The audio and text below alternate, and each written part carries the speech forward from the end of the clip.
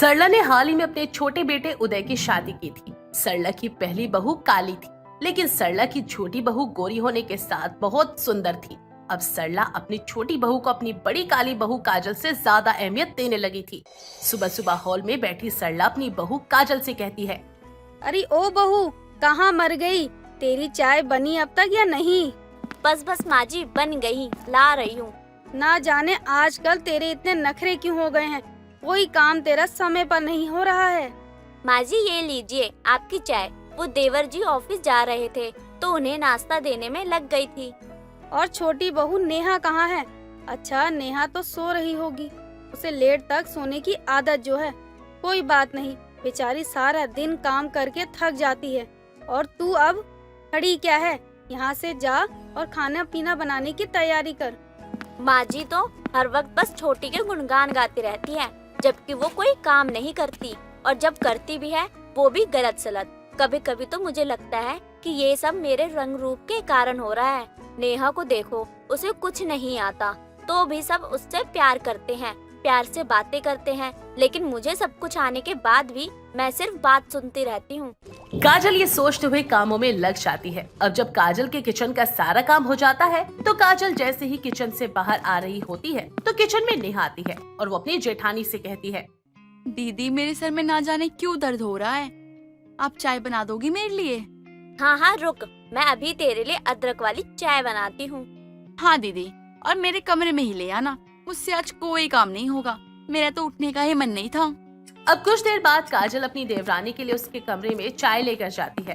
अब जैसे ही नेहा चाय के लिए अपना हाथ बढ़ाती है, चाय का कप गिर जाता है। ये सुनकर सरला नेहा के कमरे में पहुंचती है और अपनी बड़ी बहू के हाथ में ट्रे देखकर उससे कहती है, बहू ये क्या, तूने साफ सफाई करने के बाद चाय गिरा दिया?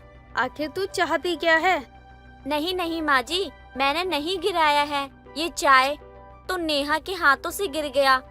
नेहा तू कुछ बोलती क्यों नहीं है कि मैंने नहीं गिराया है? माँ जी, मैं ये चाय ले रही थी, तभी दीदी ने चाय की ट्रे नीचे रख दी, और इससे पहले मैं चाय उठाती चाय नीचे ही गिर चुकी थी। आज से पहले तो तूने ऐसी गलती कभी नहीं करी, और हर ब्लेम तू बहू पर जो डाल रही है ना, उसे छोड़ और जो फर्श पर गिरा है उसे साफ कर। काजल को नेहा के आने के बाद ऐसा लगने लगा था कि उसकी सास उससे ज्यादा सम्मान नेहा को दे रही थी, लेकिन सच तो ये था कि काजल तो नेहा के आने के बाद नौकरानी बन चुकी थी और हर वक्त बस काम काम करती रहती। अब दोपहर के बाद काजल जैसे ही निकल कर बैठती है तो वैसे ही उसकी सास उसे आवाज लगाने लगती है, अरे ओ बहू, कहाँ मर गई? तू एक बार कुछ सुनती क्यों नहीं है? अरे माँ जी, अभी ही मैंने दीदी को देखा है, कमरे में बैठ किसी से फोन पर बात करने में लगी हुई है। अरे इसे मैंने कितनी बार कहा है कि मेरी बातों को अनसुना मत किया कर, लेकिन ये बैल बुद्धि होती जा रही है। इसे तो मेरी बातों का कोई असर ही नहीं होता। तू रुक, मैं इसकी अभी अच्छे से खबर लेती हूँ। इतना कहने के बाद सरिता अपनी बहू के कमरे में पहुंचती है और वो देखती है कि काजल खाना खा रही है, लेकिन वो अपनी सास को देखकर खाना छोड़कर खड़ी हो जाती है। आहा, इस महारानी को तो देखो, अपनी सास को इज्जत तो ऐसे दे रही है जैसे अपनी सास का कहना मानती है।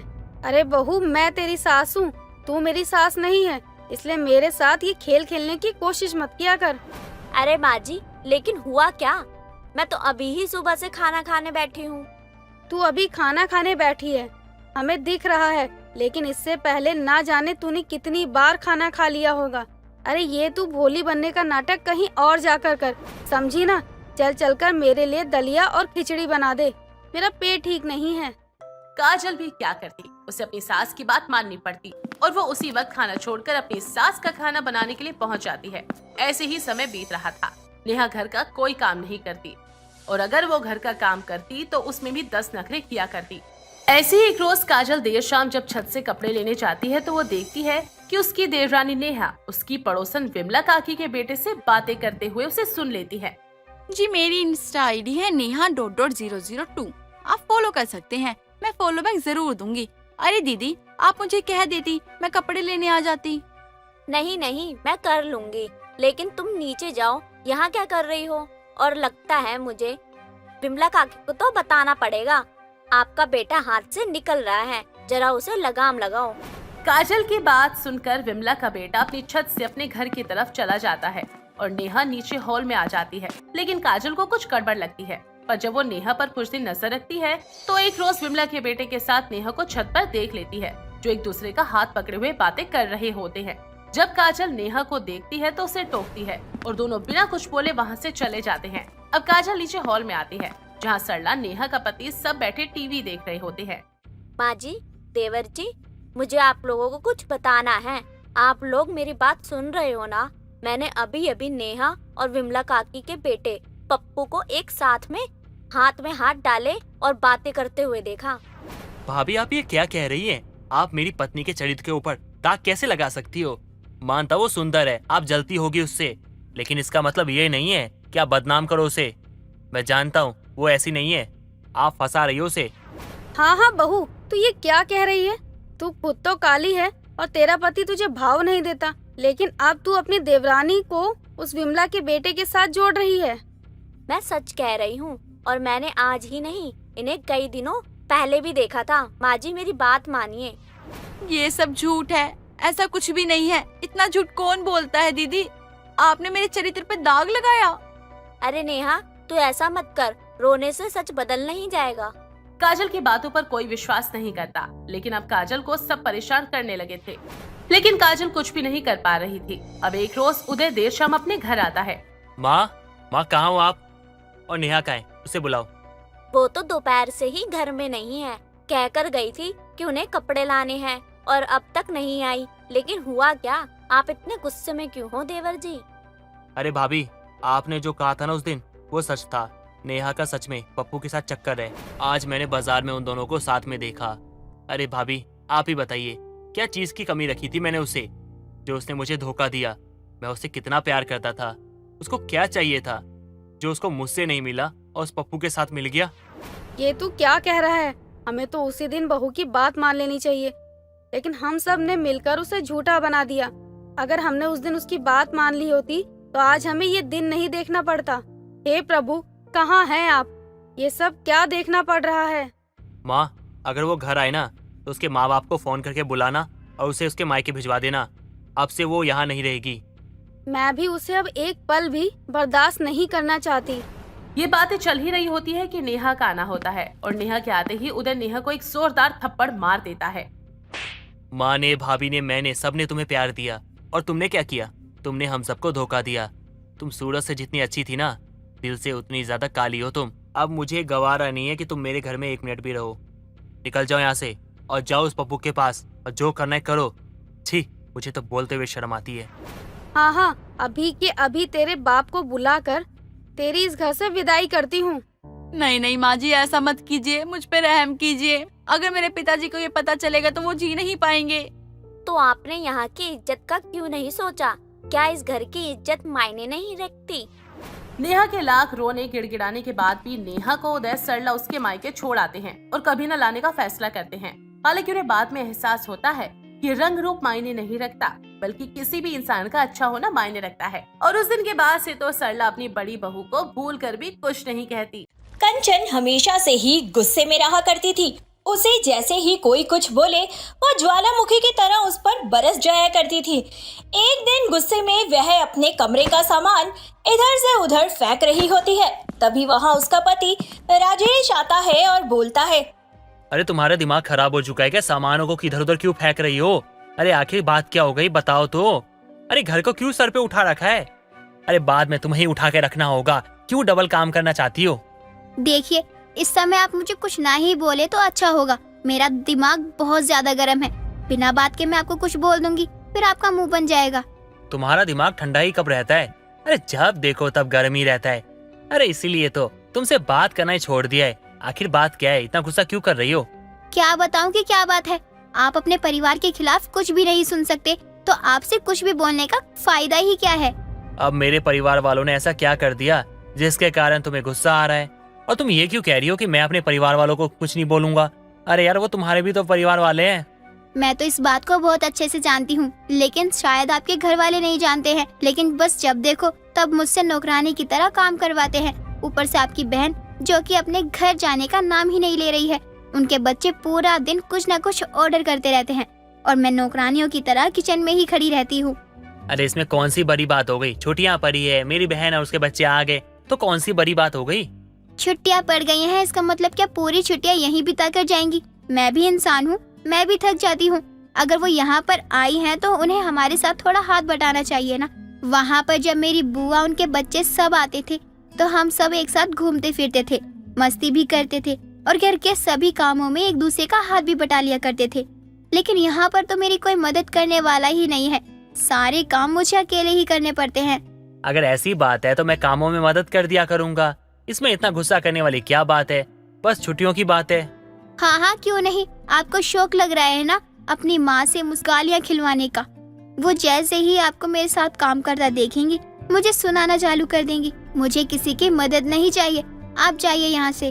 कंचन की बात सुनकर राजेश गुस्से में वहाँ से चला जाता है और कंचन फिर से सामान को इधर उधर पटकने, फेंकने और देखने लगती है। तभी उसकी सास उर्मिला उसे आवाज देती है। बहू, ओ बहू, कहाँ है तू? जरा यहाँ तो आ। हाँ माँ जी बताइए, आपने मुझे बुलाया, कोई काम था क्या आपको मुझसे? बहू, क्या तू जब देखो तब अपने घर के और अपने कामों में लगी रहती है? छुट्टियाँ चल रही है, तेरी ननद तेरे घर आई है, उसे कुछ अच्छा बना के खिला, उसके साथ थोड़ा बाहर घूम फिर। बोल तो ऐसे रही हैं जैसे सारे घर के काम ये खुद कर लेंगे। अगर मैं अपनी ननद के साथ बाहर घूमने फिरूंगी तो? क्या हुआ, तू किस सोच में पड़ गई?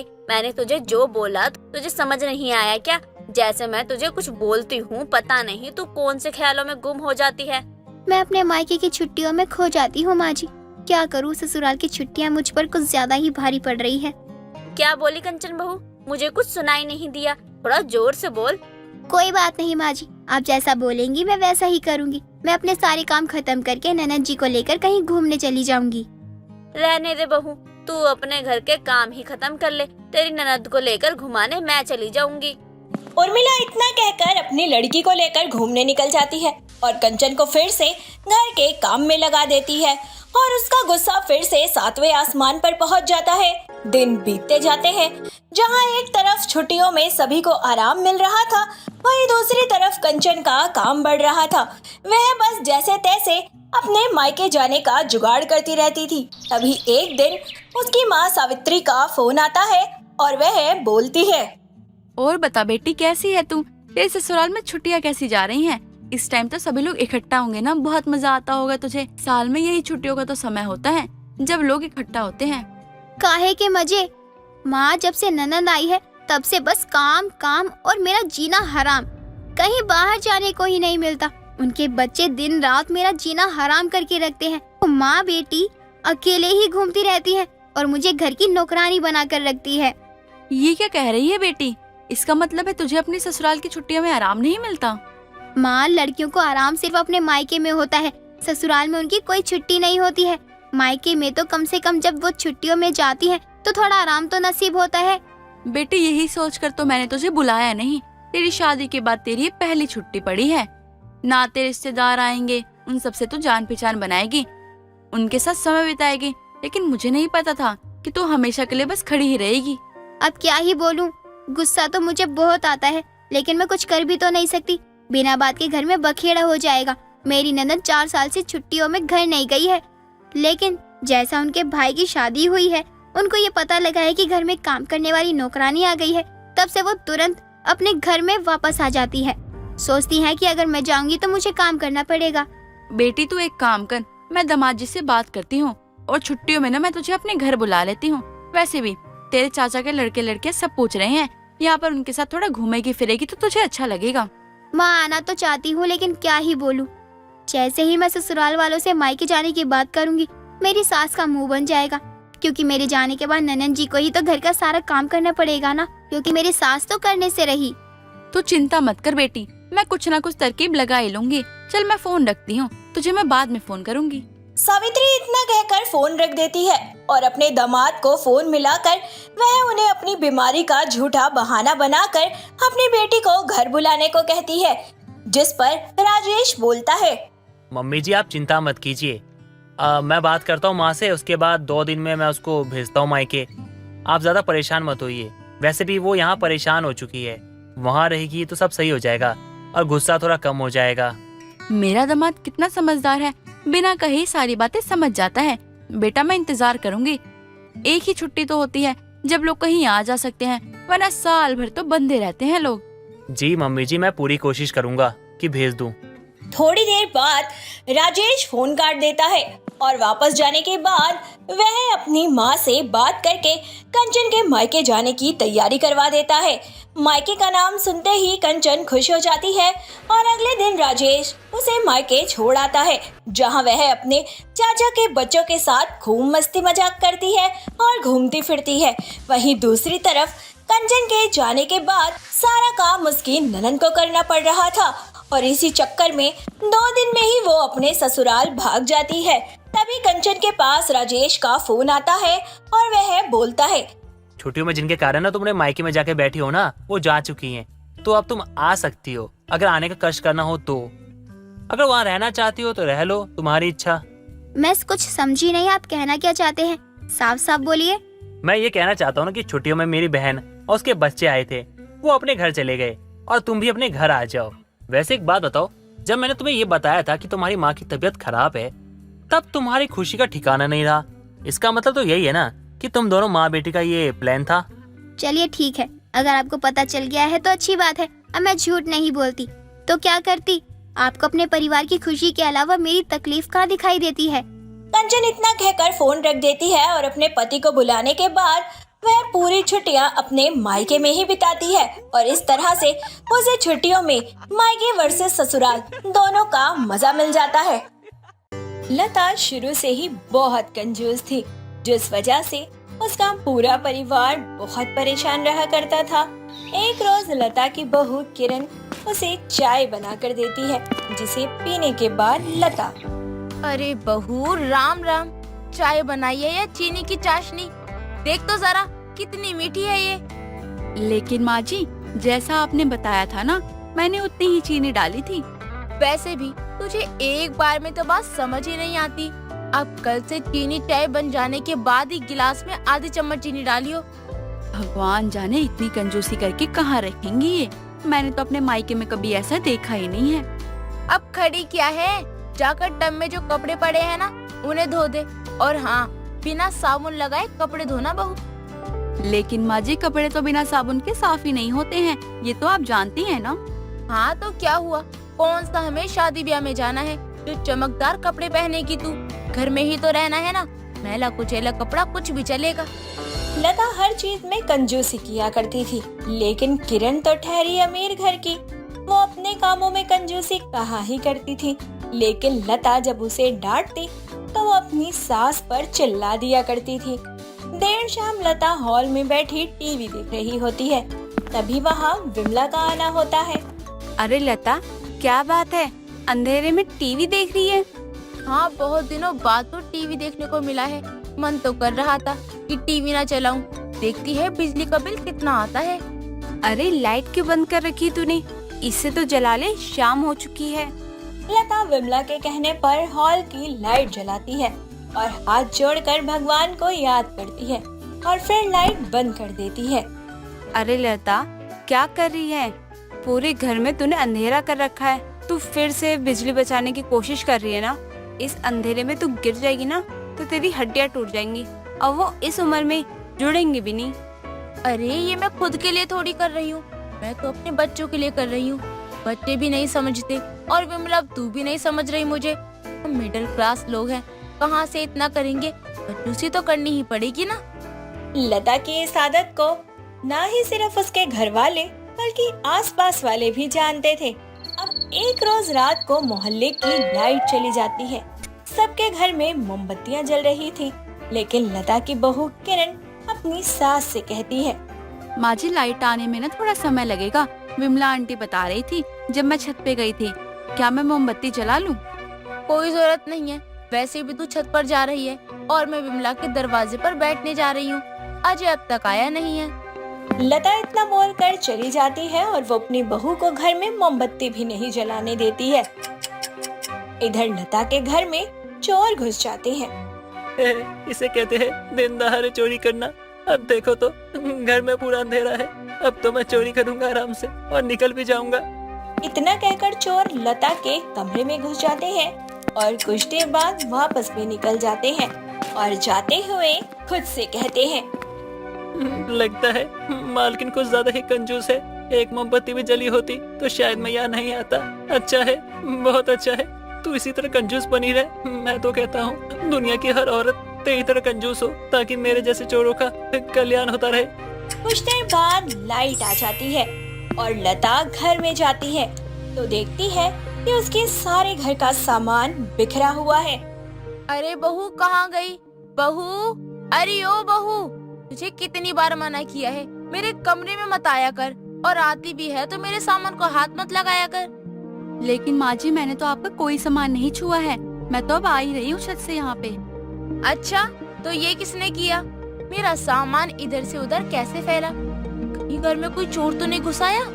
माँ जी, मुझे भी ऐसा ही लगता है। आप अलमारी खोल के देखिए, कहीं आपके जेवर है भी या नहीं है। हाय भगवान, मैं तो लुट गई, बर्बाद हो गई। इस लाइट को भी अभी जाना था। कैसे मोहल्ले में रह रही हूँ, चोर घर में घुस गए और मुझे पता भी नहीं है। अरे बहू कहाँ गई? बहू, अरे ओ बहू, तुझे कितनी बार मना किया है मेरे कमरे में मत आया कर, और आती भी है तो मेरे सामान को हाथ मत लगाया कर। लेकिन माँ जी, मैंने तो आपका कोई सामान नहीं छुआ है। मैं तो अब आ ही रही हूँ छत से यहाँ पे। अच्छा, तो ये किसने किया? मेरा सामान इधर से उधर कैसे फैला? कहीं घर में कोई चोर तो नहीं घुसाया? माँ जी, मुझे भी ऐसा ही लगता है। आप अलमारी खोल के देखिए, कहीं आपके जेवर है भी या नहीं है। हाय भगवान, मैं तो लुट गई, बर्बाद हो गई। लता की कंजूसी उस पर भारी पड़ जाती है, लेकिन लता की ये आदत इतनी जल्दी कहाँ जाने वाली थी।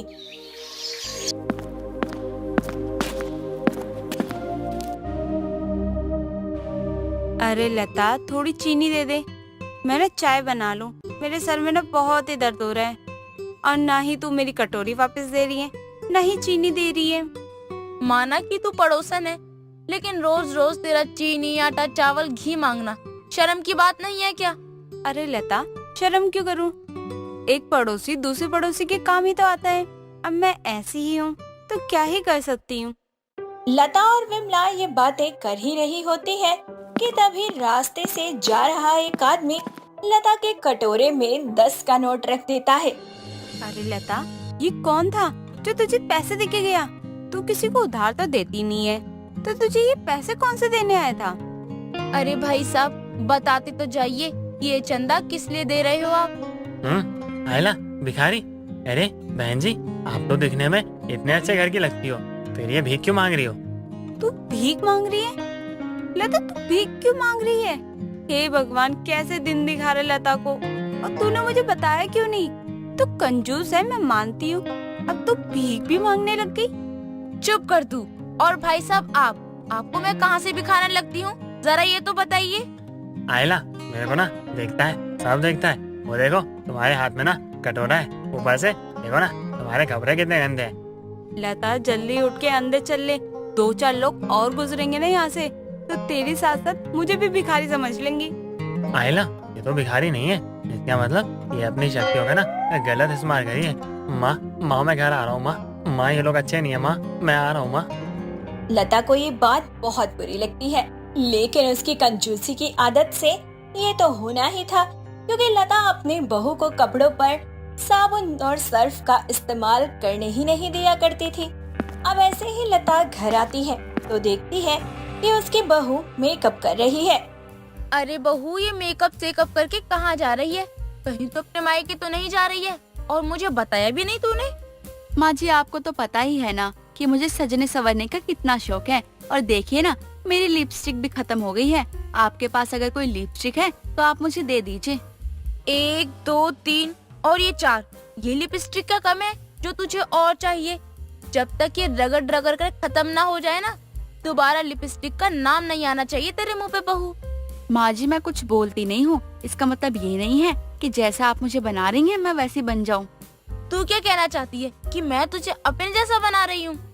माँ जी, मुझे आपकी तरह कंजूसी करने की आदत नहीं है। अगर मैंने ऐसा किया तो मेरा तो बुरा हाल हो जाएगा। कोई भी मुझे भिखारी बोल सकता है, कोई भी घर में आकर सामान चुरा ले जा सकता है मेरा। देख बहू, तेरा कहना ठीक है, लेकिन अगर कंजूसी नहीं करेंगे तो हम खाएंगे कहाँ से? माँ जी तो एक हद तक कंजूसी अच्छी लगती है ना, इतनी कंजूसी करनी भी नहीं चाहिए जिससे खुद की ही बर्बादी हो। लता को उसकी बहू की बातें देर से ही सही लेकिन समझ आ जाती है, क्योंकि लता की बहू ने अपनी सास की तरह कभी कंजूसी नहीं की थी और वो अच्छे से जानती थी कि हर वक्त किस तरीके से कैसे खर्चा करना है। कंजूसी करना एक अच्छी आदत है, लेकिन जरूरत से ज्यादा कंजूसी करना बर्बादी की निशानी भी बन सकता है।